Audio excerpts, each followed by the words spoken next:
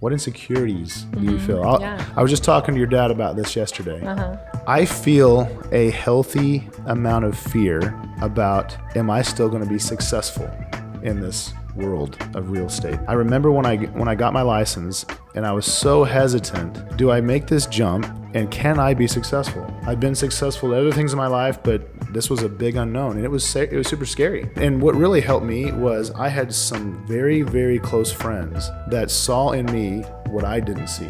And they said, you are going to be awesome. This is The Real Deal, where real estate meets real life. Whether you're a seasoned real estate expert, a first-time home buyer, or if you're simply passionate about hearing small business stories, this is the podcast for you. Join us as we dive deep into the world of real estate and beyond.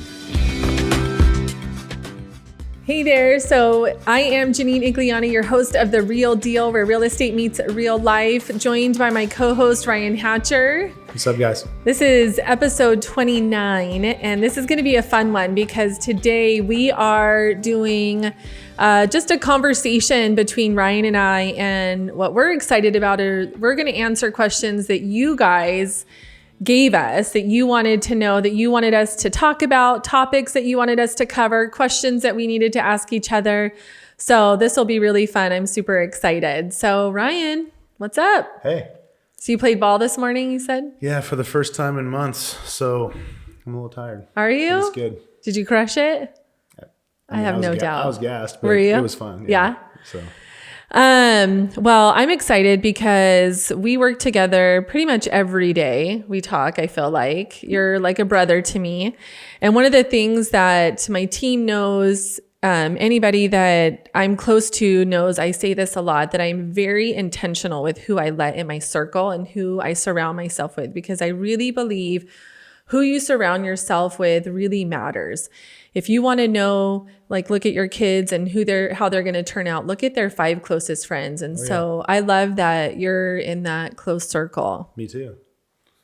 It's awesome. Yeah, we talk about that a lot in our household, and it's who you spend time with is who you become. Like, so be wise, peeps, be wise. Yeah, for sure. I know a lot of people, right?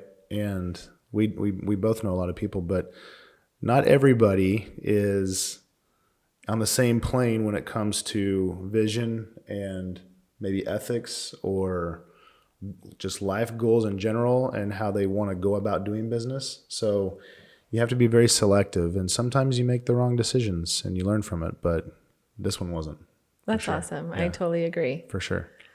All right. So speaking of that, brother and sister is kind of how we treat each other in a good way, not like in the fighting brother and sister way. No. But oftentimes when we go to listing appointments, people ask, "Are you married?" And we're like, "Yeah, but not to each other." So, that's it, right? So she's married to the Ray Igliani, and has 3 kids, and I have 3 kids, married to Kara, but they're not the same kids. So it is funny though that we each have 3 kids. Yeah. Roughly the same age. Right. So, yeah. Very similar, very close in ages. Yeah. We're very close. What, just a few months apart or something? Yeah. What, 4 months? October to February. So 4 months. Yeah. I guess it is. Yeah. I'm just a little older and wiser. It's 7 months. No, I'm February. You're 40. I'm going to be 44. Yeah, you are older. Yeah. That's right. I told you. She's old.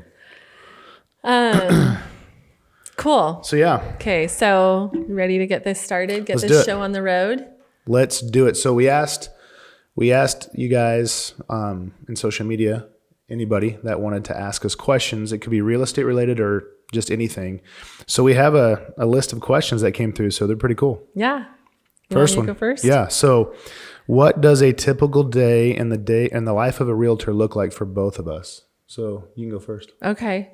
For me, my days always start with a workout, get my workouts in early. I absolutely love just starting my day that way, getting kids to school. And then from there, it's getting to the office. And usually one of the things for me that I really try to do, and I've learned this, is when I'm working. And when I'm with my family, I'm with my family. So I kind of pack my work days full. So they're usually booked with appointments, meetings, I love our team meetings, whether it's all of us, our admins. That's what we were doing before this.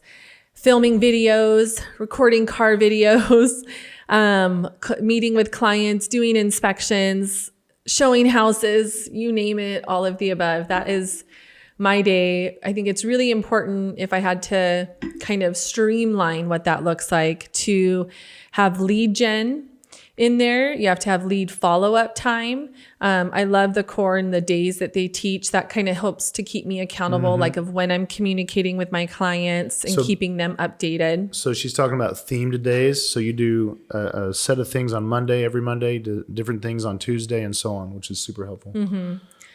And then, after later in the day, sometimes it's late appointments, because that's the nature of our business, right? We have to work when our clients are off. Otherwise, it's filled with kids stuff. I'm like taxiing them around, watching basketball games, all that kind of fun stuff. What about you, Ryan? Yeah. So working in the corporate field for 15 years, one thing I despised is I didn't have control of my morning as much. Or I had to get up super early to get things done that I wanted to. And sometimes it wasn't feasible because you actually need to sleep some. And I love that I get to, the real estate world really doesn't wake up until about 9, really. You don't see many showings and clients needing to do something at 9 o'clock in the morning usually. So that gives us time to get up, and number one is get a workout in. And often it's taking kids to school, or getting breakfast in. Spending a little bit of family time before the kids go to school for me is awesome. And then outside of that, I'm trying to build more structure so that I have the consistency of certain things, but it really depends on the day. So it could be full of meetings. It could be full of appointments. I was talking to somebody the other day. When people get into real estate, they think they're going to have this time freedom. And that's really a catch-22. Because I do have control of my mornings now. I love that. I get to take my kids to school. I get to be at their games. I can schedule around that, which is amazing. But you do work in weird hours and nights and weekends. Sometimes you can control that, but sometimes you can't. And you just gotta go take care of people. So pros and cons for sure. But I would take this over what I did before this all day long, every day. Yeah. Every day. Yeah, I think one of the hard things about what we do, and then we can move on, but is just that we get interrupted constantly, right? With phone calls, with emails, with things that need to be addressed and dealt with. And so that's always like a balancing act of responding timely to clients and leads and questions and things like that, but also sticking to some sort of a structure. Right. I once read that the average American worker is interrupted and taken off their task 40% of their day. That's a lot. That is a lot. So it's having some skill and learning how to get back to what you were doing or not get distracted. So that's huge. Yeah. So yeah, typical day. All right, Ryan. It's not typical, really. It isn't. It's never the same. It's yeah. usually very different. So. Okay. What would your profession be if you weren't a realtor? Oh gosh. So it depends on what I'm looking for. So financially, I would say be in sales of some sort. I feel like I have much more control over my income. And that's one thing that it drove me crazy about working in corporate America is there was a ceiling and you can only make so much, and because I wasn't in the sales side. And that always just really bothered me because you could literally work as hard or harder than somebody that sits right next to you and have more talent or more skill, and you're making roughly the same. And if it's different, we're talking a couple $1,000s a year. Yeah. So to me, I hated having a ceiling and a cap on my income, and I love that I get to control that. Now that's hard, right? And you gotta make sure you're the type of person that can go out and hunt. But you're rewarded based on your efforts. Absolutely. For sure. Absolutely. Or not rewarded based on your lack of effort too. So I would say sales for sure of some sort, but the creative side of me would have to do something with, artistic family kind of runs in the family, or artistic talents run in my family. So I'd probably do something along those lines and try to work in a business so that I can make money doing it. Because not very many artists make money. So. Well, and I think that's something that people probably don't know about you is that you are very handy and very creative. Yeah, it's weird because you don't get to use it a lot in this type of profession. And I always wonder about that. Am I using those talents the way I'm supposed to? But maybe that's like hobby side, right? Yeah, side right. stuff, which is you got to provide good for your family. Oh, yeah. Yeah. So That is the nature. for me, I've had to set aside the drawings and stuff like that some, but I get to use it in other ways. So it's cool. Okay, cool. What about you? If I wasn't, so I guess it depends on what's going on in my life, but I was in hotels before and I really loved that profession. It was super fun, fast paced. Like I love the service industry. I think it really helped me with what I do now. But I guess I would have to say I would be a broadcast journalist. I would love to like host a news program or something. I think that would be so fun, right? And be honest. Yeah.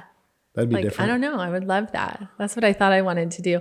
I'm loving the podcast. I'm loving hearing people's stories and like getting to ask them about it. This is like selfish. It's like me. I feel like this is all for me. I love doing podcasts. No, it's cool. Yeah. So that would be my other profession. Truly being a stay-at-home mom was like the best job ever. I loved that. It was the hardest. For me, this is like super honest.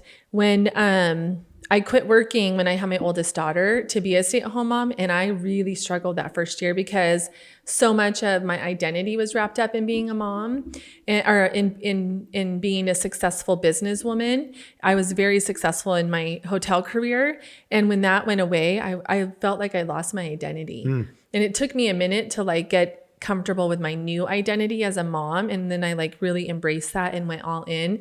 But I got super busy. I was like in mom's club and like serving on the board for the moms group. And like, that was just who I was. So, but yeah, I think being a stay-at-home mom is an awesome career. So I do too. And I've known lots of women that I feel a sense of discontent because some work full time and they miss out on certain things with their kids and they feel guilty. And then you have some that stay at home and they wish they had more of that adult interaction and maybe some professional pursuits.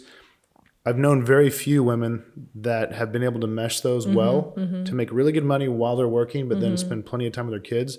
And I think that's huge. So, I mean, really, if money were not an option, I would love to buy old school homes, like almost historic homes and restore them. Yeah, that'd be cool. And have like a mix of the historical, but also modern and just make them look amazing. Like you see on HGTV. Yeah. That I would absolutely, because then you get to use the creative side. Yeah. I would love that. And that's always been a dream.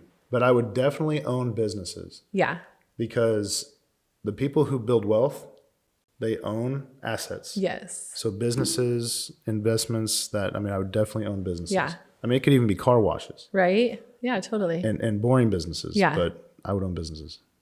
Okay. For sure. Okay. What is your favorite local outdoor space? It can be anything. I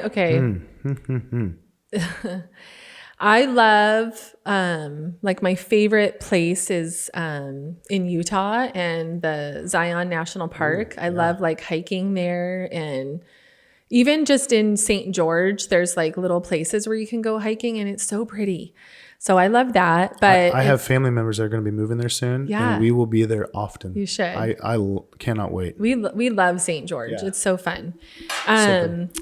But here, I know this sounds so cheesy, but I would really say here in Power Ranch, I love it. Like I love the trails that we have. Like me and the kids and my husband will all like ride our bikes around, and it's so pretty. Like out my backyard, I have the whole green space there. So just honestly, like if I sit in my backyard, have the waterfalls on in the pool, and just have this amazing view, I love it. You know, I hadn't thought about that, but I would say the same. I mean, I like being in my backyard when it's not 110. Yeah. And even then, right? It's fine. Totally. I would say for me, it's the mountains around here. So I grew up in Missouri and we didn't have mountains. And I just remember being enamored by them when I first saw them. And so if we can be up hiking or camping in the mountains, I freaking love it. Yeah. So I love that. And I definitely feel like just relaxed in the wilderness. Yeah. And that's why I love hunting. Yeah. It's so cool. Good for you. Yeah. I am one of those that I'll do it, but it's not my favorite thing to do. Okay. Are the home prices going up or down in Phoenix in the next 6 months? I say hands down going up. Okay. Why do you say And that? the reason I say that, there's a lot of talk right now in the industry about rates. And the Fed has already announced that they are planning to lower rates, I think 3 times. I've heard 6, who knows? And who knows exactly when that's going to be. But because inventory is still low, as rates come down, more and more people are going to start coming into the market that have been on the fence and waiting because they don't want to give up their 3% on their house that they bought 3 or 4 years ago. Or they don't want to give it up for a 7%, right? But now we're in the mid 6s. When we get to the 5s, I think it's going to be crazy again. I really do. I mean, the average rate since I think 1990 is around 5.97%. So when we see the 5s again, and especially if we see the 4s, it's on. So don't expect, the competition is going to go up, which means prices will go up. So do you disagree? No, I would agree. I think, it's all supply and demand, right? We have super low inventory. And so as people feel more comfortable with buying and selling and making a move, for sure, it's going to create more competition, and we're already low on inventory. So more competition always drives up prices. So I would agree. Again, we don't know. We don't know. Like that could all change tomorrow. Yeah. They could throw another pandemic at us or something. Anybody who tells you they know for sure is lying, or they're misinformed. Nobody knows, but we can take educated guesses. For sure. And let me add to that too, because we get this question all the time. I think it's really important. People do this. They try to time the market, right? We've had clients that have done that. Oh, I'm going to sell now because the market's high and then it's going to crash. And then the opposite happens and vice versa. I think it's very difficult to time the market. I think you have to make a move when it's right for you. If it makes sense, if life events are happening and it's time to make a move, then you have to do that and buy within your means. I also like going with certainty. I have clients that are like, well, should we wait 6 months and then sell? We can float it for 6 months. Okay, you could if that's what you want to do, but things may not go up. Things may change. Well, and that's a risk. Yeah, and is the gain you're going to make going to be compensated by the rent that you're having to pay now? Yeah. And that's not going towards your equity at all. So just I would always go with certainty and do what makes sense for your family. So if I were not selling right now, but I was just buying, like a first-time home buyer, I would try to buy right now because even though rates aren't perfect, they're still very, very normal for what we've seen over the last 50 years. I think the average in 50 years is 7.6%. So now there's very little competition. You can get in, still get seller concessions or builder concessions on a new build, and you get a house you want. And then when the rates do come down at some point, you refi and you're good. Yeah. But as long as you can afford it now, then you'll be even better later. Yeah. So this is a good one. So you are both successful. It says very successful. What, if any, insecurities still come up for you, and how do you deal with them? I love this question. What insecurities do you feel? I was just talking to your dad about this yesterday.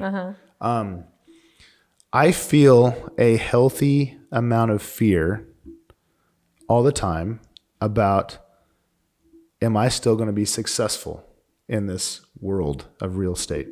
I remember when I got my license, and I was so hesitant to make this jump from full-time safe career that was moving upward. Do I make this jump, and can I be successful? I've been successful at other things in my life, but this was a big unknown, and it was super scary because I'm the primary breadwinner in our family, and I have 3 kids, and 2 of them are teenagers, and they're not cheap. So it was scary, and scariest thing I ever did. But somehow, and what really helped me was I had some very, very close friends that saw in me what I didn't see. And they said, you are going to be awesome. Now, obviously, you got to couple any type of personality benefit or talent or whatever with hard work and working smart, right? And the relationship building piece. But, it was still unknown. So for me, I feel that still often. And I like that because it keeps me very on task with ambition. And I've always had this challenge with being content and happy with the things I've been blessed with. So gratitude, but also still continuing to pursue better or more of good things, not just more to have more, but be content with what I have and happy and grateful, but keep pursuing my potential is really what I look at it. Not necessarily riches or wealth, although wealth is great. It's am I taking the talents that I was given and am I going to be able to give those or present those to God someday and say, I did what you asked me to do. Right. You know what I mean? Yeah, for sure. So, okay. So I would say kind of very similar, probably just that insecurity of like, will it always be there? Will I always be able to do this? And then also, honestly, a big one for me is that I don't know everything. Let me surprise some of y'all. Probably, but I truly, there's things that I don't know. And I try to really be super humble when those things come my way of like, let me figure this out. And I will, that is something about me. I will figure it out, right? Yeah. I will find an answer. So yeah, I don't know everything. I think I have a ton of knowledge and specific knowledge, and I'm very, very good at what I do, but there's that insecurity of like, I don't know everything. Well, this industry changes. I mean, there's always things thrown at us that are different. So am I doing enough? Am I doing enough? Am I communicating enough? Am I providing enough value? Those are some of the things that I'm constantly asking myself. yeah. Do we have questions, you guys? I don't see any Okay, right now. nothing? I'm looking. Okay. Mallory, I better get a question from you. She's in school. She's on this. Mal. That's awesome. Nice. So any other insecurities? I'll tell you one that is very common. I hate being on video. I hate it. But I've gotten more relaxed with it because I know that it's necessary. Yeah. Especially in our world. And you have this dilemma. Am I on there too much? Do people even care? Is it presumptuous? All those things that you think about, and those are doubts, right? But at the same time, I don't care because I know that it's necessary for us to be able to do what we do well. And here was the flip for me. I was telling my brother this. The flip for me was, I believe that we do what we do so well that it's a disservice to our friends. I love that. And the people that know us. I love that. If they don't know the difference of us and most other realtors. I love it. Preach it, Ryan. I love that so much. So one of the questions I got, actually my son asked this, how do you differentiate yourselves in a sea of realtors? And I think it's that. I think we do it so well and have such a great track record, not to mention exceptional client care and service. And the results that are there that are awesome. I think it really is a disservice. So now my perspective is not, am I worried about somebody thinking I'm trying to sell them? Because I'm not. It's, I want them to understand how this should look for them, not how, and know that they have a different option. Yeah. Well, and I would say, we were just talking about this in our admin meeting. It's important to me that I put out content that I would personally want to consume. That's authentic to me. Yeah. I can't show up and do like a funny TikTok dance because that's just not who I am. Right. And that's not stuff that I watch. So for me, but valuable information where we're sharing things that people learn. And we were just talking about this, that it's been really cool, the things that I've started sharing and been more intentional with, how people have responded and are saying things to me. And this just happened last night. I didn't realize that. And it was something I had shared in a video. So she mentioned car videos. Stay tuned for on our social media. We're basically sitting in our cars and we're talking about some things we just learned or are we though, experiences we Ryan, had. or is it me? So far, burn. So far, it's mostly her. But that's changing. If you guys could hear what they're saying. Man, that's I'm just awesome. getting cut apart here. No, it's true. It's true. I'm on it. I love it. I hate being on video, but yeah. Get over it, Hatch. Get over it is what my wife would say. Right? This is a totally different, we're switching gears here. What is your favorite go-to lunch option for a busy work day? Okay, so I guess it depends on if I'm trying to like really be good and lean. And so I honestly, I hard boil a couple eggs and I take those on the run. That sounds so disgusting. I hate a hard boiled Do you egg. really? I do not. Oh, I man. love scrambled eggs. I cannot stand hard boiled. Yeah, so that sounds so gross. So here's the thing, actually. Most of the time, I may not even have lunch. Yeah. Because I have such a good, hearty protein breakfast. Yeah. That I'm not hungry until probably 2 or 3 o'clock anyway. So Yeah. that's So I'm the opposite. Well, I would say go-to option for a busy workday, unfortunately, is no lunch. That is mine. It's the worst. But I really love, anybody who knows me knows this, I really love a tuna sandwich. Oh, yeah. And so a good... Do you put hard-boiled eggs in it? No. Heck no. Heck no. Just plain tuna? I love a tuna sandwich. Yeah. It is good. That's my thing. I've had more tuna than most, I'd say 3 men in a lifetime. Really? Yeah, because when I was on my mission, I had what you tuna. had to eat? I had tuna a lot because it was cheap. Yeah. It is cheap, but it's so good. It is good. Last night I was Okay. like rushing and I made myself a tuna There sandwich. you Go-to. go. I get That's my go-to. That's a comfort food, it sounds It like. is. It is. Let's see. What else? What's one place you want to travel that you haven't been to before? Ooh, I got a couple. Okay, go. Costa Rica. I would love to go to That's Costa on Rica. my list too. Is it? I cannot wait to go there someday. I've heard so many good things about it. And that started in college. I was in a Spanish class, and we were sitting around this big oval table, and the professor, it was a Spanish conversation, and she was from Costa Rica. And I'm like, man, I've got to go there because she was just talking about it so much. And the other place would be Cabo San Lucas. Yeah, it's pretty. We've been there. So that's going to happen. Yeah. So those are the 2 main ones. For me, it would be like Europe, Spain, France, take me to Paris, The Olympics Italy. are in France. Just go to the Olympics. Yeah. So all of that, that's like, that will happen soon. Italy would be fun. Right?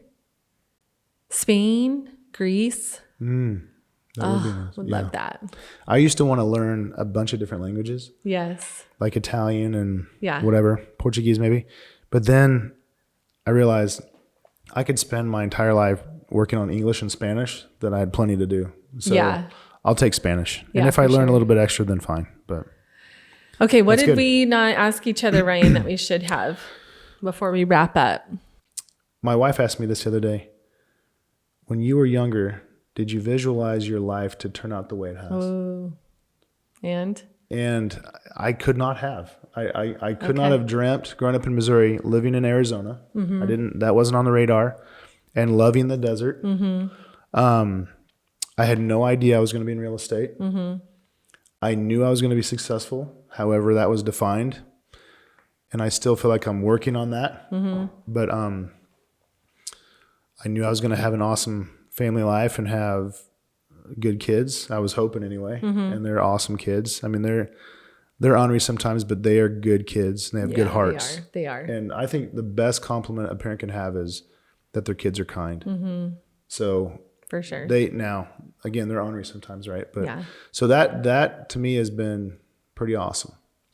I wish I could be closer to family. Yeah. That's one thing that I did not anticipate as much. Yeah. But overall, I couldn't have pegged it like this, but it's a good life. I love that. What about you? I would agree. I mean, Ray and I have been through some really hard times, and it makes you, when you go through really hard times, it makes you really appreciate the good times. And things are not perfect. That's just our life, right? There's always some of that. But I'm so, so grateful for my family, for where we live, healthy kids, my husband's career. I'm just so thankful. And I absolutely, at the end of the day, love what I do. And I feel super grateful for that. So, And that is such a fun thing to love what you do and to be good at it. yeah. And so really that's a huge thing Yeah. for just overall happiness. Yeah. I feel like too many people are just content enough to do something they hate just to pay the bills. Right. And this life is way too short for that. Right. Here's another question that just came to my mind when you said that. If you were to die today, how do you feel like you have done? Have you done what you needed to do? And I was thinking, like, I often think we're never going to be like, you don't wake up the day you die knowing you're going to die, right? Right. So I think about this. Have I taught my kids enough Yeah. so that they can be successful and live really good lives? Yeah. I still think that's a work in progress, right? I think that's like a ongoing question that you should ask yourself on a regular basis. And for me, I do it in a little bit of a different way. I do it in my relationships. Like if this person were to die tomorrow, how would I feel, right? How would that relationship be? And I think when you have that reality close to you, it's easier to think that way. But like with my mom and her health and everything. And so, but I carry it on to everybody else. When your kids start driving, right? Like you really start thinking like, please be safe, please drive safely. And how was my last interaction with them? You know, like God forbid. So that's like a sobering thought that I have regularly in my head of like, how am I leaving people? Yeah, I don't worry about that every day, but I think about it often because don't worry. Yeah, don't worry about it. That doesn't do you any good. But but it does. But think hopefully about it it. forces you to live differently, right?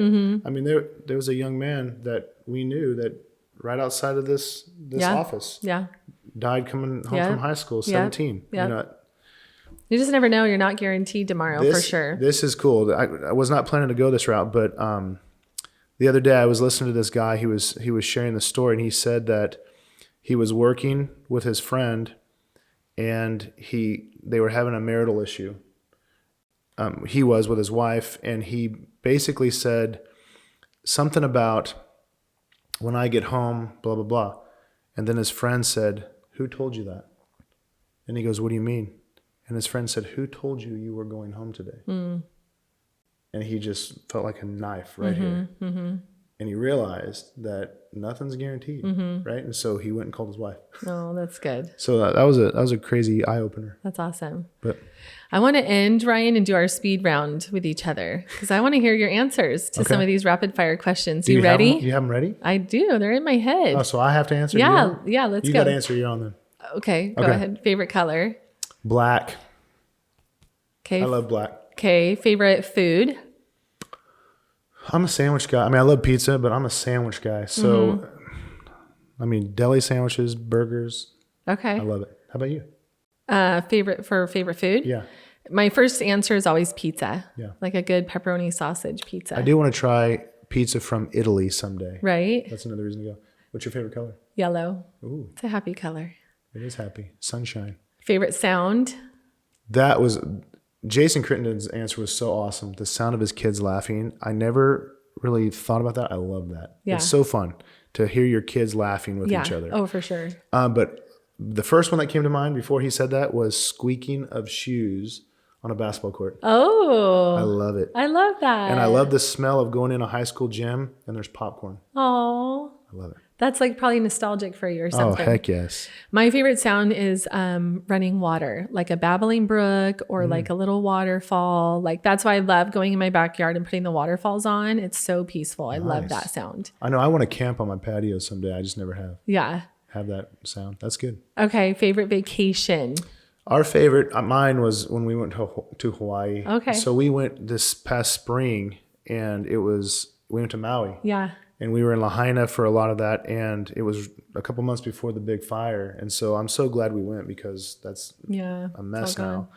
But it was fun to have the kids there and experience. I'd never been to Hawaii. So that's awesome. So fun. That's cool. My favorite vacation would be my Disney vacation where we did a week at the Disney resorts and then the Disney cruise. That was so fun. Yeah, I told my kids, this is like a once in a lifetime experience. Yeah. Like soak it up. I want to do that too. It was awesome. All right. Favorite book? Okay. So I just actually made a post about this yesterday.